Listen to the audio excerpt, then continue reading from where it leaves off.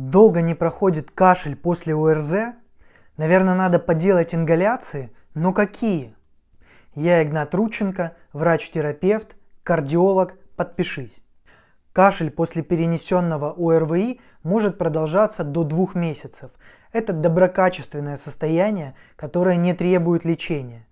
Ингаляции с бронхолитиками, а тем более с гормонами, не имеют доказанного эффекта у пациентов без подтвержденного сужения бронхов при помощи исследований функции внешнего дыхания, так называемые ФВД.